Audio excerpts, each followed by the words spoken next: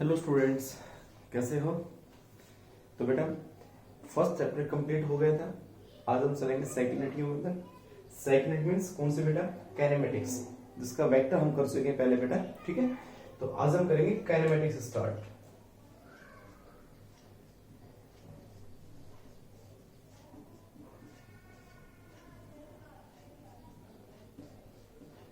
दो एरिया से नाम होते हैं जो मोशन के बारे में जो बताते हैं बेटा। जो चैप्टर के नाम है या जो टॉपिक है या कह सकते हैं कॉन्सेप्ट जो होते हैं वो दो है। एक होता है काइनेमेटिक्स, एक होता है डायनेमिक्स। ठीक है, एक काइनेमेटिक्स और एक डायनेमिक्स। तो दोनों ही मोशन के बारे में बताते हैं किसी ऑब्जेक्ट का। तो डिफरेंस क्या है दोनों में, काइनेमेटिक्स में और डायनेमिक्स में? तो सबसे पहले काइनेमेटिक्स क्या है वो समझते हैं बेटा। काइनेमेटिक्स है क्या?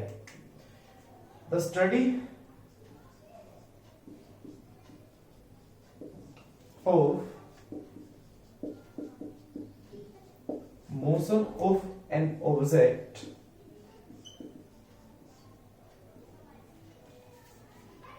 without taking into account the factors which causes या cause the motion is called kinematics। कह सकते हैं उसको is kinematics। क्या मतलब इसका बेटा? हम किसी भी ऑब्जेक्ट का मोशन के बारे में स्टडी करेंगे विदाउट टेकिंग इनटू अकाउंट। हमें नहीं पता होगा, वो कंसीडर नहीं करना है। हमें क्या कंसीडर नहीं करना है? The factors which cause the motion, ये कह सकते हैं force. Without knowledge of force, हमें उस फोर्स की नॉलेज नहीं है कि वो किसके कारण है, किसने फोर्स लगाया, किसने उसके ऊपर प्रेशर डाला, किसके कारण वो गया, किसके कारण बॉडी मोशन में आई, हमें कुछ नहीं पता। हमें इसके अंदर ओनली ये पता है कि हाँ बॉडी मोशन में है। मोशन का मतलब क्या होता है? अगर कोई बॉडी अपनी अपनी पोजीशन को विद रिस्पेक्ट टू किसके बेटा? टाइम के साथ चेंज कर ले, बॉडी पोजीशन चेंज कर ले टाइम के साथ, तो मोशन है। लेकिन वो चीज आगे एक्सप्लेन करेंगे कौन बॉडी मोशन में है कौन रेस्ट में, उसके बारे में। ठीक है, तो एट प्रेजेंट काइनेमेटिक्स का मतलब क्या हुआ? काइनेमेटिक्स का मतलब है किसी भी बॉडी का ऑब्जेक्ट यानी बॉडी या ऑब्जेक्ट के बारे में, मोशन के बारे में हम स्टडी करेंगे। लेकिन उस मोशन जो हुआ वो किस कारण हुआ ना, वो कारण नहीं पता, वो कोज नहीं पता किस कारण हुआ वो। यही डिफरेंस है काइनेमेटिक्स में और डायनेमिक्स में। डायनेमिक्स में क्या होगा? यहां पे लिखा था विदाउट टेकिंग, विदाउट टेकिंग, उसमें आएगा टेकन इनटू कंसीडरेशन। क्या? The which factors which cause in the motion, which cause the motion, यानी मोशन जो आया वो किस कारण हुआ। जिसमें पता हो रीजन वो तो हुआ डायनेमिक्स, और जिसमें नहीं पता हो वो कहलाएगा काइनेमेटिक्स। क्लियर बेटा? तो ये था काइनेमेटिक्स में जो एक डिस्कशन था छोटा सा, काइनेमेटिक्स है क्या चीज। ठीक है, उसके बाद मोशन के बारे में पढ़ेंगे। रेस्ट या मोशन, कोई बॉडी कब रेस्ट में कब मोशन में है। तो बेटा उसके लिए सबसे जो जरूरी है, नेसेसरी है, वो क्या है बेटा? देखो, वो है फ्रेम ऑफ रेफरेंस। क्या है वो? Frame of reference.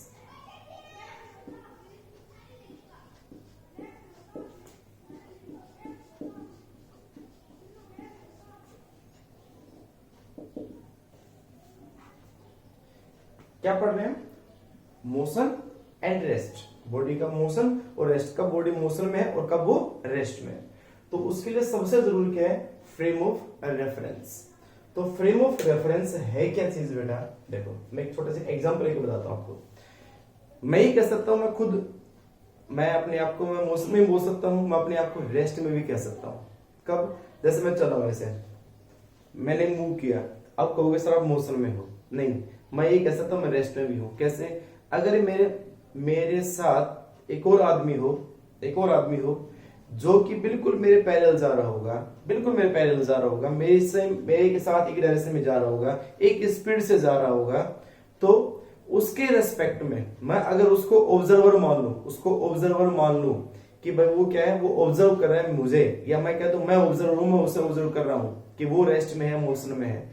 लेकिन जब दोनों ही एक साथ जा रहे होंगे तो एक दूसरे के रेस्पेक्ट में क्या होंगे बेटा, वो एक दूसरे के रेस्पेक्ट में रेस्ट में कहलाएंगे, क्योंकि दोनों एक के साथ चल रहे, एक डायरेक्शन में जा रहे हैं, तो उन दोनों की पोजीशन एक के साथ चेंज हो रही है टाइम के साथ, तो वो दोनों दोनों किस में कहलाएंगे, रेस्ट में। लेकिन मैं ऑब्जर्वर हूं, वो दूसरा आदमी लगातार चलता हुआ जा रहा है ऐसे स्ट्रेट लाइन में, कैसे भी जा रहा होगा, तो मैं उसको क्या कह सकता हूं कि वो मोशन में है। किसके रेस्पेक्ट में, मेरे रेस्पेक्ट में, वो मोशन में था, ठीक है, तो मोशन में जा रहा है। अब उसमें क्या चाहिए भाई, वो किधर जा रहा है, हम उसको डिफाइन करना है भाई, डिस्टेंस कितनी टेबल की, डिस्प्लेसमेंट कितनी टेबल की, किस डायरेक्शन में जा रहा है। तो मुझे उसको समझाने के लिए क्या चाहिए, कोऑर्डिनेट एक्सिस, कि वो एक्स एक्सिस में जा रहा है, कि वाई एक्सिस में जा रहा है, कि वो जेड एक्सिस में जा रहा है, वो कहां जा रहा है, ठीक है। एक्स ये होता है, वाई ये होता है, जेड बाहर ही होता है। तो उसमें क्या वो ओनली एक्स में जा रहा था, क्या वो वाई में जा रहा है, क्या वो जेड में जा रहा है, क्या वो दोनों में या तीनों कोऑर्डिनेट को चेंज कर रहा है, ये भी तो हो सकता है। तो फ्रेम ऑफ रेफरेंस ही ये बताते हैं बेटा कि कौन बॉडी रेस्ट में और कौन बॉडी मोशन में है। मोशन में होते हुए भी बॉडी रेस्ट में हो सकती है। एक और एग्जांपल आपको बताता हूं, लिखना हो तो आपको बुक में से छोटा सा कॉन्सेप्ट लिख सकते हो, लेकिन कोई जरूरत नहीं है, आप इसको समझ ले अच्छे से समझिए कि फ्रेम ऑफ रेफरेंस होता क्या है। एक एग्जांपल हो देता हूं, जैसे ट्रेन है, ट्रेन के अंदर हम दो आदमी बैठे हैं, मैं बैठा हूं, मेरे साथ में एक और आदमी बैठा है, ट्रेन मोशन में है, चल रही ट्रेन। मैं क्या कहूंगा, मेरे साथ जो बैठा हुआ आदमी, मैं अपने आप को रेफरेंस मान लूं, मैं रेफरेंस हूं, ठीक है, एक रेफरेंस हो गया। अब थर्ड पर्सन कोई और वहां पे, तीन आदमी बैठे, फर्स्ट सेकंड और थर्ड, तीनों एक ही सीट बैठे हैं, मैं रेफरेंस हो गया, मैं तो हो गया क्या, रेफरेंस। मुझे रेफरेंस मान के बताया जाएगा कि सेकंड बॉडी है ना, वो रेस्ट में है कि मोशन में है, और ये सब ऑब्जर्वर कौन कर रहा है, ऑब्जर्व कर रहा है third person, this is observer, जो ये बताएगा कि ये बॉडी रेस्ट में है या मोशन में है। तो इसका मतलब ये ऑब्जर्वर बताओ क्या ऑब्जर्व करेगा। हम तीनों एक ही सीट पे बैठे हैं, तीनों एक ही ट्रेन में अंदर बैठे हैं, हम ट्रेन मोशन में है, तो आप बताओ ये ऑब्जर्वर मेरे रेस्पेक्ट में इस आदमी को क्या कहेगा, वो ये तो कहेगा रेस्ट में है, क्या कहेगा, रेस्ट में है। लेकिन यही ऑब्जर्वर इसी पर्सन को मोशन में कह सकता है अगर रेफरेंस मैं ना होके रेफरेंस कर दिया जाए ग्राउंड को। किसको, ग्राउंड को। तो ग्राउंड अगर रेफरेंस हुआ तो ये सेकंड पर्सन, सेकंड नंबर वाला पर्सन को ये ऑब्जर्वर क्या कहेगा, मोशन में, क्या कहेगा, मोशन में, क्योंकि रेफरेंस चेंज हो गया। रेफरेंस में ग्राउंड था रेस्ट में, अब वो ट्रेन के अंदर, ट्रेन तो मोशन में, उसके रेस्पेक्ट में। तो ये सब कुछ किस पे डिपेंड करता है, वो डिपेंड करता है रेफरेंस पे, ठीक है। हम वो दो आदमी, मैं खड़ा हूं यहाँ पे, फिर वही बात मान लो, जैसे तीन आदमी है, तीनों के तीनों, ठीक है। हमें सेकंड पर्सन, हम तीनों के तीनों अर्थ पे हैं, छोड़ो ट्रेन को, हम तीनों के तीनों अर्थ पे खड़े हैं, ठीक है, एक जगह खड़े हैं। अब वही बात, थर्ड ये पर्सन क्या, ये ऑब्जर्वर है, मैं क्या हूं, रेफरेंस हूं। सेकंड पर्सन को ये ऑब्जर्वर क्या कहेगा, हम तीनों एक साथ एक ही जगह खड़े हैं, अर्थ के ऊपर ही खड़े हैं, तो ऑब्जर्वर क्या कहेगा बेटा, मेरे रेस्पेक्ट में इस पर्सन को रेस्ट में तो कहेगा, क्योंकि मेरे रेस्पेक्ट में, रेफरेंस के रेस्पेक्ट में इस आदमी ने अपनी पोजीशन चेंज नहीं की विद टाइम। टाइम तो कभी रुक ही नहीं सकता, टाइम तो चलता रहेगा, ठीक है। तो टाइम के साथ इस बॉडी ने मेरे रेस्पेक्ट में पोजीशन चेंज नहीं की, इसका मतलब ये क्या हुआ, रेस्ट में हुआ, ठीक है। लेकिन अब थोड़ा चेंज कर दो, यही ऑब्जर्वर मेरे को रेफरेंस ना मान के वो रेफरेंस मान ले किसको बेटा, सन को, मून को, किसी और को। सन अगर रेफरेंस हो गया, अब मैं रेफरेंस नहीं हूं, सन है रेफरेंस, तो ये थर्ड पर्सन ये इसको रेफरेंस मान के, सन को रेफरेंस मान के इस सेकंड के बारे में क्या बताएगा, मोशन के बारे में क्या बताएगा कि ये रेस्ट में है कि मोशन में है, क्या कहेगा, मोशन में। क्यों, क्योंकि सन के रेस्पेक्ट में अर्थ जो है वो घूम रही है, इसका मतलब अर्थ घूम रही है तो हम भी मोशन में है, हमारी पोजीशन तो चेंज हो रही है। किसके रेस्पेक्ट में चेंज हो रही है, सन के रेस्पेक्ट में, क्योंकि रेफरेंस कौन है, सन है, क्लियर हुआ कि रेफरेंस क्या चीज होती है। तो रेफरेंस ही ये बता सकता है कि कौन बॉडी रेस्ट में है और कौन बॉडी मोशन में। 9th क्लास में आपने पढ़ा होगा मोशन और रेस्ट, लेकिन वहां इतना डिटेल में नहीं पढ़ा होगा आपने कि क्या रेस्ट है और क्या मोशन है। ठीक है, तो आप नहीं कह सकते कोई बॉडी की, आप बस ओनली डेफिनेशन लिख दिया कि मोशन क्या है, कि कोई बॉडी मोशन में कब होगी, keep it change its position with respect to time. अगर वो पोजीशन अपने चेंज कर लेता है टाइम के साथ तो मोशन में नहीं, गलत है वो। ठीक है, रेफरेंस अगर उसके साथ कंपेयर किया जाएगा, रेफरेंस के कंपेयर उसको बताया जाएगा कि रेफरेंस के साथ या रेफरेंस के रेस्पेक्ट में क्या उसने पोजीशन चेंज की है या नहीं चेंज की है। तो अगर रेफरेंस के रेस्पेक्ट में उसने पोजीशन चेंज की है तो वो मोशन में है, और रेफरेंस भी साथ साथ उसके मूव कर रहा है या दोनों के दोनों एक जगह पे हैं तो वो किसमें होंगे, रेस्ट में होंगे। तो that are frame of reference. ठीक है, तो आपको पता चला होगा इस फ्रेम ऑफ रेफरेंस में दो चीजें इंपॉर्टेंट है। फर्स्ट क्या, क्लॉक घड़ी। सेकंड क्या, सेकंड होते हैं कोऑर्डिनेट एक्सिस।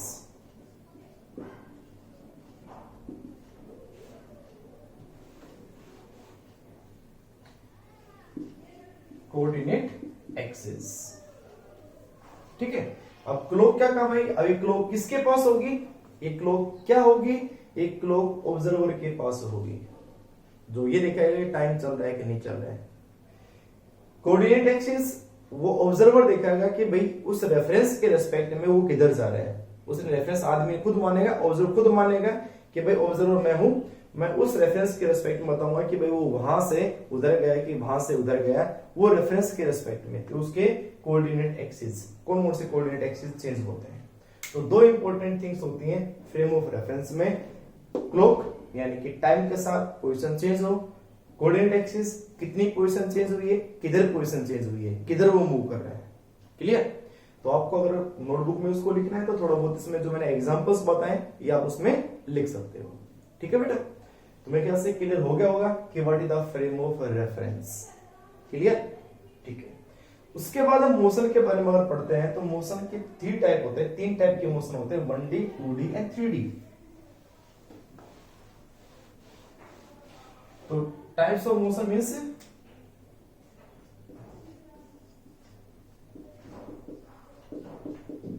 यानी आप क्या कहेंगे भाई 1D कब होगा, if a body change only one coordinate, only एक कोऑर्डिनेट चेंज करे, दैट इज एक्स और वाई और z. Either x, either y और आइदर जेड, इन तीनों में से कोई भी एक कोऑर्डिनेट को चेंज करे, यानी कोऑर्डिनेट क्या कोऑर्डिनेट अलोंग चले, ओनली एक, ऐसे जैसे कह सकते हैं, और motion along straight line, motion along straight line.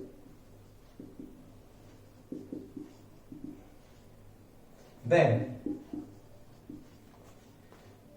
body is in one, motion is one dimensional motion, one dimensional motion, one dimensional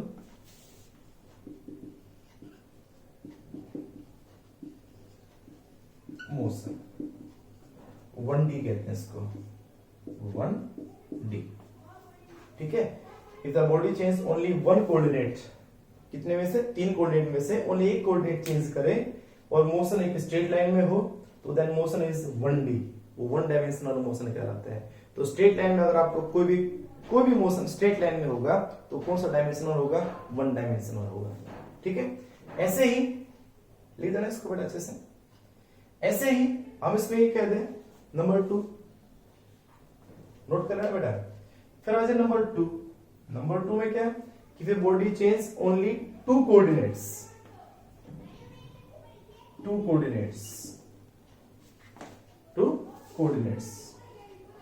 कौन से बेटा, x Y,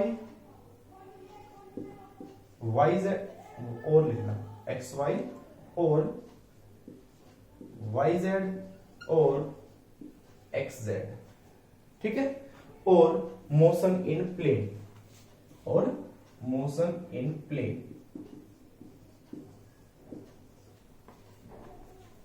not straight line, इसमें आएगा मोशन इन प्लेन।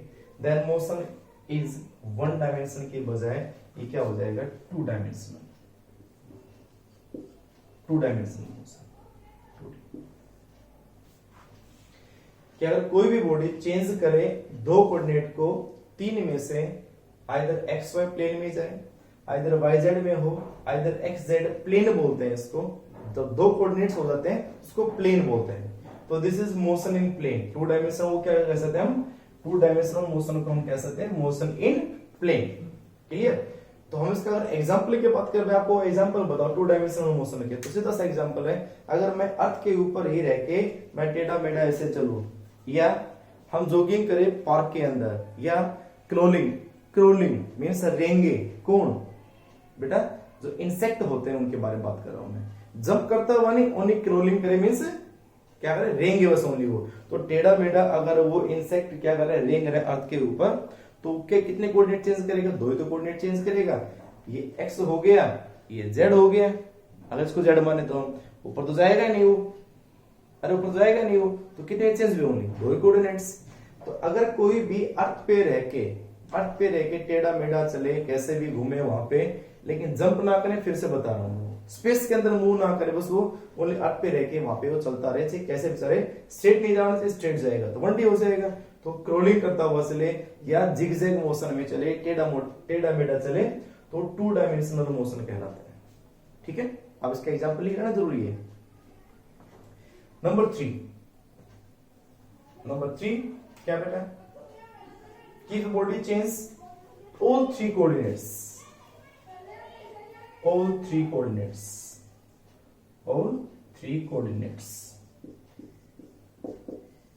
तीनों कोऑर्डिनेट्स चेंज करे चलते time, x Y Z, तीनों की तीनों, एक्स वाई एंड जेड, ये कह सकते हैं एक्स वाई एंड जेड।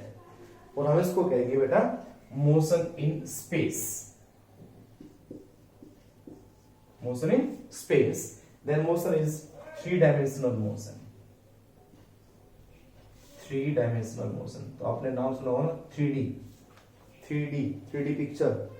तो 3D पिक्चर का मतलब जो चीज उभरी हुई दिखाई दे, प्रैक्टिकली दिखाई दे कि हाँ ये चीज देखो वास्तव में है, ये दिखती है बनी हुई चीज हो। ठीक है, तो थ्री डायमेंशनल मोशन का मतलब है जिसमें तीनों कोऑर्डिनेट हमें साफ साफ दिखाई दे कि तीनों कोऑर्डिनेट चेंज हो रहे हैं, या सीधा उसको कह सकते हैं मोशन इन स्पेस। एग्जाम्पल देना तो अभी कह सकते हो काइट फ्लाइंग, अगर मान लो काइट पतंग उड़ रही है, तो ऐसा तो नहीं है बिल्कुल वो ऐसे ही हो, ऐसे अगर होगी तो उसके दो कोऑर्डिनेट हो जाएंगे, लेकिन हवा के अंदर क्या करेगी, वो घूमेगी ऐसे भी, टेढ़ी मेढ़ी होगी ना वो, तो टेढ़ी मेढ़ी होगी तो वो बाहर भी इधर मूव कर रही है, जेड में एक्स भी कोऑर्डिनेट है, वाई भी कोऑर्डिनेट है। ठीक है, तो kite flying in the sky कौन सा एग्जाम्पल हो जाएगा, मोशन इन स्पेस का, मोशन इन स्पेस या थ्री डायमेंशनल मोशन। ठीक है, या फिर मैं जंप करता हुआ टेढ़ा मेढ़ा जाऊं, तो वो भी कौन सा हो जाएगा, three dimensional motion. In space के अंदर अगर कोई मोशन हुआ तो वो कौन सा आएगा बेटा, थ्री डायमेंशनल मोशन। क्लियर। तो ये है तीन, 1D 2D एंड 3D, इन सभी के एग्जांपल्स आप लिख लेना। क्लियर हुआ कि मोशन क्या है, मोशन की टाइप्स क्या है, कैसे हम समझाएंगे मोशन को। तो टाइम चाहिए और कोऑर्डिनेट एक्सेस चाहिए किसी बॉडी के मोशन को समझाने के लिए। क्लियर। उसके बाद आते हैं डिस्टेंस एंड द डिस्प्लेसमेंट। ये भी आप 9th क्लास में टॉपिक पढ़ चुके हैं आप। ठीक है, डिस्टेंस एंड डिस्प्लेसमेंट डेफिनेशन आपको पता ही होगा, वो कोई बड़ी बात नहीं है। तो डिस्टेंस क्या होती है बेटा, total length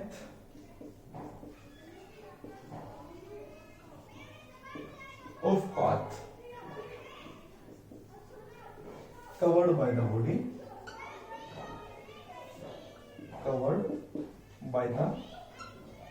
body, in the given interval of time, in the given interval of time।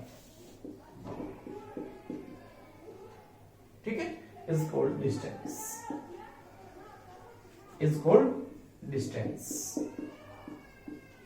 और डिस्टेंस होती है। ठीक है बेटा, नोट कर लो, तो कैमरा चेक करता हूँ।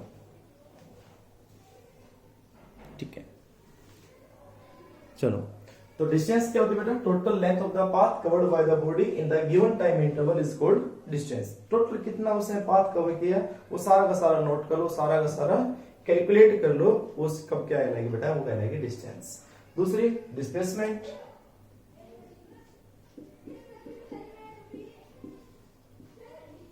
डेफिनेशन में बहुत ज्यादा कुछ नहीं है, आपको आता है, इतना पढ़ चुके हैं पहले।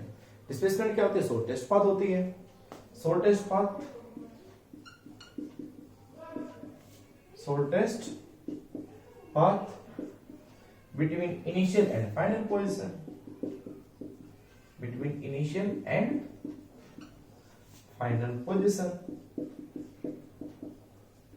is called displacement, is called displacement.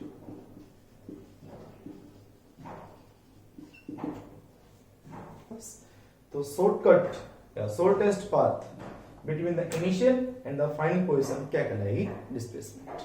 तो ये छोटी डेफिनेशंस थी। अब आप एक काम खुद करेंगे, बुक में से देख के नोट करके अगर आपको लिखना हो तो डिस्टेंस और डिस्प्लेसमेंट में डिफरेंस जरूर लिख लें। मैं आपको बता देता हूं, डिस्टेंस क्या होती है? स्केलर क्वांटिटी होती है जो ओनली मैग्नीट्यूड पे डिपेंड करती है, डायरेक्शन पे डिपेंड नहीं करती है। डिस्प्लेसमेंट क्या एक वेक्टर क्वांटिटी है which depends on the magnitude and the direction. Clear? दूसरी बात, अगर कोई बॉडी, ये आप नोट कर ले पहले एक बार, कर लिया? डिस्टेंस कभी, अगर बॉडी मोशन में जा रही है, मोशन में है, तो डिस्टेंस कभी जीरो नहीं हो सकता। डिस्टेंस कभी जीरो नहीं हो सकता। डिस्प्लेसमेंट जीरो हो सकता है। डिस्प्लेसमेंट जीरो हो सकता है। कैसे पता होगा? तो कि बात को विजिट मान लो यहां से ओ से इस पॉइंट पे गया, वापस इसी पॉइंट पे वापस यहीं आ गया, तो डिस्टेंस तो क्या हो गया? जाना और आना टोटल कैलकुलेट कर लेंगे, लेकिन डिस्प्लेसमेंट कितना हो जाएगा? जीरो, क्योंकि इनिशियल पोजीशन भी यही है, फाइनल पोजीशन भी यही है, तो डिस्प्लेसमेंट क्या हो गया? जीरो। ठीक है, चलो। उसके बाद तीसरा डिफरेंस क्या है? अगर हम ये कहें कि बताओ डिस्टेंस और डिस्प्लेसमेंट में हमेशा ज्यादा कौन रहेगा या क्या हमेशा इक्वल रहेंगे? तो बात करते हैं, अगर मान लो बॉडी स्ट्रेट लाइन में जा रही है, स्ट्रेट लाइन में, कि भाई ओ पॉइंट से चलना स्टार्ट किया, यहां तक गया, यहां तक, तो उसका डिस्प्लेसमेंट स्ट्रेट लाइन में जा रहा है, वो आगे चलता जा रहा है। वो अगर स्ट्रेट लाइन में जा रहा है, वापस नहीं आ रहा, ओनली जा ही रहा है, तो स्ट्रेट लाइन में अगर जाएगा तो डिस्टेंस और डिस्प्लेसमेंट दोनों का मैग्नीट्यूड बराबर होगा। डिस्टेंस एंड डिस्प्लेसमेंट दोनों का मैग्नीट्यूड क्या रहेगा? बराबर रहेगा, अगर स्ट्रेट लाइन में हो तो। दूसरी बात, अगर मान लो क्या हो, अगर उसके लिए हम कोई और मोशन कर दें, हम इसको ऐसे करते हैं, ठीक है, वो ऐसे ना जाके ऐसे जा रहा है, करो पाते हैं, तो क्या अब डिस्टेंस और डिस्प्लेसमेंट का मैग्नीट्यूड अब इक्वल होगा? नहीं होगा। इस केस में या तो डिस्टेंस जो होगा वो ज्यादा होगा, या तो, यानी कि जनरल केस की बात कर रहा हूं मैं, या तो डिस्टेंस हमेशा ज्यादा होगा डिस्प्लेसमेंट से, या इक्वल होगा। तो इक्वल तो किस में होगा? स्ट्रेट लाइन में होगा, स्ट्रेट लाइन में होगा। और कर्व पाथ बना, कोई और पाथ बना, तो डिस्टेंस ज्यादा होगा। किससे बेटा? डिस्प्लेसमेंट से। क्लियर हुई बात? तो distance is equal to displacement when body is in straight line, move straight line, and in other cases curve path, in other path either distance is greater than displacement. Clear? तो ये कुछ एक बातें। अच्छा, दूसरा, डिस्टेंस नेगेटिव भी कभी नहीं हो सकता, डिस्प्लेसमेंट नेगेटिव हो सकता है। जैसे एक पार्टिकल O से यहां तक गया, कितना मीटर गया? 100 मीटर गया, फिर वापस A से वापस आया और वो यहां आ गया B, उसने ट्रेवल किया 150 मीटर। तो आप बताओ डिस्टेंस कितना है, डिस्प्लेसमेंट कितना है? तो सिंपल से बता सकते हो। डिस्टेंस तो क्या होगी? Total path. तो भाई यहां से लेकर यहां गया 100 और वापस आया यहां से आता 150, तो टोटल डिस्टेंस तो कितनी होगी? 250। डिस्टेंस तो कितनी होगी? 250। और डिस्प्लेसमेंट कितनी होगी? बताओ बेटा। डिस्प्लेसमेंट हो जाएगी 100, तो होगी प्लस यानी कि 100 तो होगी प्लस आई कैप किसको दिखाते हैं, एक्स एक्सिस को, और 150 किसमें होगी, माइनस 150, और ये क्या है, नेगेटिव एक्स एक्सिस, तो कितना बचाएंगे, -50 आई। इसका मतलब आई का मतलब क्या होगा, डायरेक्शन होगी कि वो आई कौन सी, नेगेटिव आई, इसका और उसका मोशन है वो माइनस एक्स एक्सिस में है, डिस्प्लेसमेंट की डायरेक्शन नेगेटिव एक्स एक्सिस में है, और उस डिस्प्लेसमेंट का मैग्नीट्यूड 50 है, मैग्नीट्यूड ऑफ डिस्प्लेसमेंट 50 है, और direction of displacement is negative x axis, क्योंकि डिस्प्लेसमेंट की दोनों चीजें होती है, मैंने बताया, मैग्नीट्यूड एंड द डायरेक्शन। तो मैग्नीट्यूड तो होगा 50 और डायरेक्शन होगी नेगेटिव एक्स एक्सिस, इसका मतलब डिस्प्लेसमेंट क्या है, नेगेटिव हो सकता है। ठीक है, तो ये डिफरेंस है बेटा डिस्टेंस और डिस्प्लेसमेंट में, ये आप नोट कर लेना। ठीक है, चलो अब एक दो न्यूमेरिकल्स लेके चलते हैं, इसके बेटा डिस्टेंस के और डिस्प्लेसमेंट के। ठीक है, तो क्या क्वेश्चन है वो देखिए ध्यान से। फर्स्ट क्वेश्चन है कि कोई भी मान लो एक पार्टिकल है, वन क्वाड्रेंट कंप्लीट करता है, एक body complete, a body complete one quadrant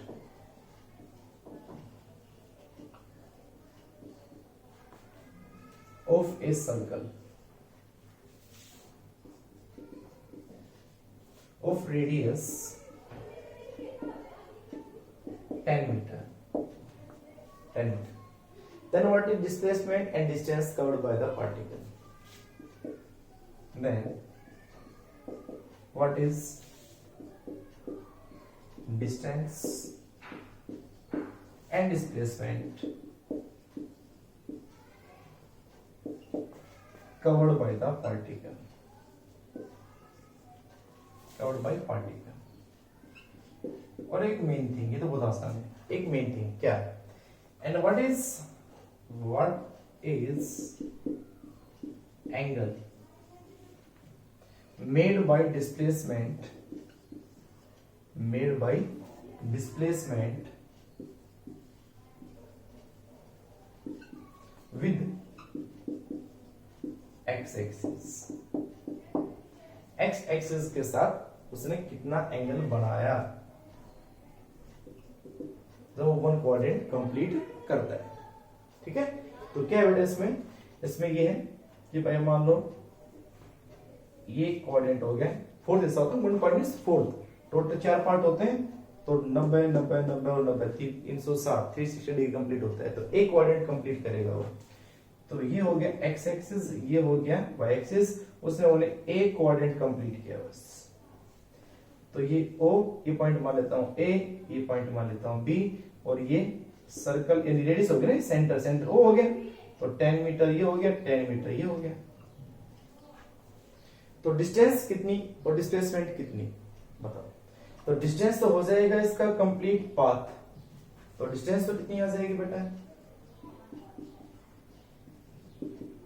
distance complete एक सर्कुलर अगर पाथ होती है, कंप्लीट एक सर्कुलर पाथ हो जिसका रेडियस r हो, तो उसकी टोटल लेंथ कितनी होती है, टोटल डिस्टेंस कितनी होती है। मान लो यहां से चले और वापस से यहीं आ जाए, इसी पॉइंट से गया स्टार्ट हुआ और इसी पॉइंट पे वापस आ गया, तो total length of the path covered by the particle कितना हुआ, रेडियस r होता है, तो उसकी टोटल लेंथ होती है 2 पाई r। अगर नहीं पता हो तो ये बात लिख लेना पहले, इस क्वेश्चन से पहले पता हो तो रहने देना कि टोटल लेंथ अगर सर्कल में कंप्लीट किया जाए, कंप्लीट एक सर्कल कंप्लीट किया जाए, तो टोटल लेंथ या total distance covered by the particle is 2 pi r। This is circumference, this is circumference complete.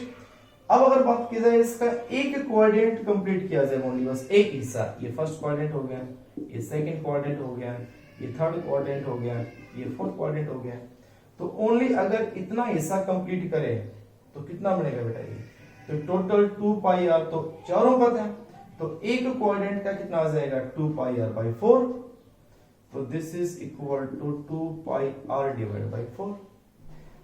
Total अगर मान लो उसने इतना कवर किया होता, यानी कि 2 क्वाड्रेंट कवर किए होते, तो 2 क्वाड्रेंट कवर किए होते तो कितना बनता बेटा टोटल होता है 2 पाई आर। कितने क्वाड्रेंट किए? 2, तो 2 कितना बनेगा? पाई आर। 3 क्वाड्रेंट किए होते हैं तो 2 pi r by 3, 2 pi r by 3। Fourth में अपने आप आ जाता है टोटल 4, और 4 के 4 हो तो क्या हो जाता है? अरे 4 के 4 हो जाते हैं तो कितनी आ जाती है वैल्यूज की? तो डिवाइड बाई कितनी वैल्यू है? 4 की 4 हो टोटल, तो 2 पाई आर हो जाएगा कंप्लीटली। तो हमारे पास जितना वो कवर करता जाए कि भाई एक क्वाड्रेंट कवर किया तो 2 पाई आर बाई कितना हो गया? 4। ठीक है, तो सरकमफ्रेंस निकाल ले, तो जितना हिस्सा कवर करता जाए वो वैल्यू निकालते जाए। तो इतना हो, तो इसका मतलब कितना है बेटा? ये आ जाएगा पाई आर डिवाइड बाई 2। आर कितना है? रेडियस कितना है? 10 मीटर। तो ये आ जाएगा, सीधा कर दूं, ये आर 10 रखोगे तो 2 5, तो ये आ जाएगा 5 पाई मीटर, 5 पाई मीटर। तो डिस्टेंस हो गया 5 पाई मीटर। अब हमें क्या निकालना है? अब हमें निकालना है डिस्प्लेसमेंट। अब हमें क्या निकालना है? डिस्प्लेसमेंट। तो डिस्प्लेसमेंट क्या है बेटा? डिस्प्लेसमेंट होगा ये वाला, दिस इज डिस्प्लेसमेंट। ठीक है, तो डिस्प्लेसमेंट दिखाना है तो हमें डायरेक्शन दिखानी पड़ेगी। तो O इज द ओरिजिन, तो O के रेस्पेक्ट में ए पे था वो, फिर वो O के रेस्पेक्ट में कहां गया? वो B पे गया। कहां से गया? A से, तो A से B गया। तो अब हम यहां से निकालेंगे AB। तो AB कैसे निकालेंगे? अकॉर्डिंग टू अपने क्वेश्चन एक बार नोट कर ले, मैं ऊपर करवाऊंगा उसको, नीचे जगह हम थोड़ी सी नोट कर लिया। तो देखो बेटा, तो हमने वेक्टर पढ़ा है, उस वेक्टर के अंदर ये बताएं ये और ये दोनों सेम ऑर्डर में है, इसका ओ ए प्लस ए बी, और ओ बी क्या है? अपोजिट ऑर्डर में। तो क्या लिखेंगे बेटा? O A vector plus A B vector, और is equal to opposite vector कौन सा है? O B vector, O B vector. तो डिस्प्लेसमेंट वेक्टर कौन हुआ? ए बी, तो ए बी हमें निकालना है। सो डिस्प्लेसमेंट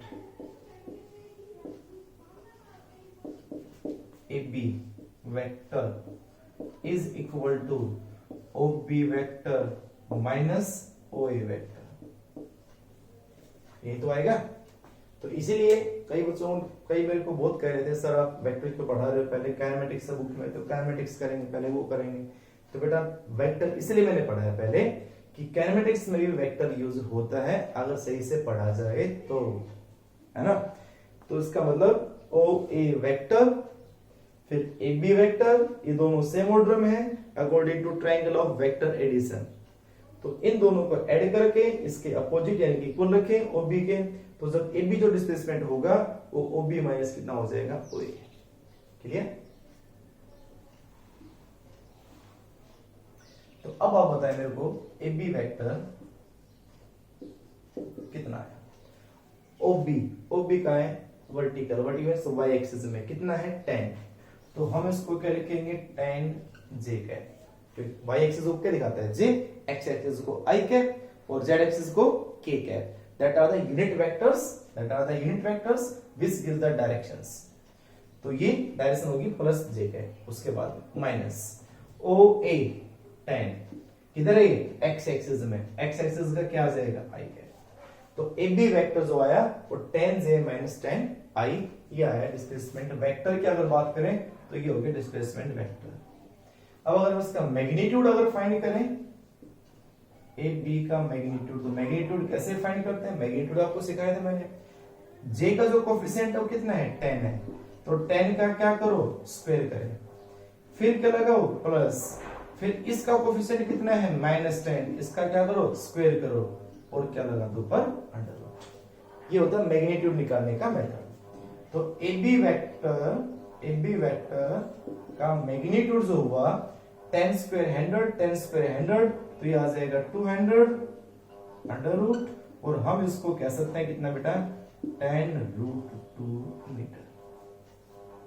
तो डिस्प्लेसमेंट जो हमारे पास आया वो डिस्प्लेसमेंट कितना है? 10√2, 10√2 ये आया डिस्प्लेसमेंट का मैग्नीट्यूड। अब बात ये क्या, उसने क्वेश्चन एक और पूछा था कि भाई डिस्प्लेसमेंट जो वेक्टर है, ये डिस्प्लेसमेंट जो ए बी है, वो एक्स एक्सिस के साथ कितना एंगल बना रहा है, ये कितना एंगल बन रहा है दिस थीटा, ये हमें निकालना है। ये एंगल बताए कितना होगा ये। तो उसको कैसे फाइंड करोगे? इसको फाइंड करने के लिए सबसे पहले हम फाइंड करेंगे अंदर वाला एंगल, ये एंगल फाइंड करेंगे पहले। तो ये एंगल कितना है बेटा, दिस एंगल। तो इस एंगल को करने के लिए हम स्लोप निकाल दें, tan थीटा निकाल दें। This is perpendicular divide by base, tan theta, इसको अल्फा मान लो सर। तो tan alpha is equal to perpendicular divide by base. तो tan डिवाइड बाय tan कितना है 1। तो tan अल्फा 1 हुआ, तो अल्फा कितना हुआ 45। अरे कितना हुआ 45। तो जब ये 45 हुआ, ये 45 हुआ, टोटल 180 होता है ना पूरा एक, तो ये 45 हुआ, तो ये कितना बचा 135। तो जो थीटा आ जाएगा, थीटा वो आ जाएगा 180 माइनस 45, दिस इज 135 डिग्री। तो जो थीटा आ जाएगा वो आ जाएगा 135 डिग्री। तो angle with displacement vector with x axis कितना आएगा 135 डिग्री। तो ये डिस्प्लेसमेंट का बेटा कि वे एंगल कैसे निकाल सकते हैं, उसका डिस्प्लेसमेंट, ये this is vector form, this is in vector form. तो पहले हमेशा वेक्टर फॉर्म में निकालना, मैग्नीट्यूड निकालना, तो इस तरह से मैग्नीट्यूड कर सकते हो, मैग्नीट्यूड आ गया, एंगल निकाल दिया हमने। ठीक है, नोट करो बेटा इसको। हो गया, चलो और चलते हैं आगे बढ़।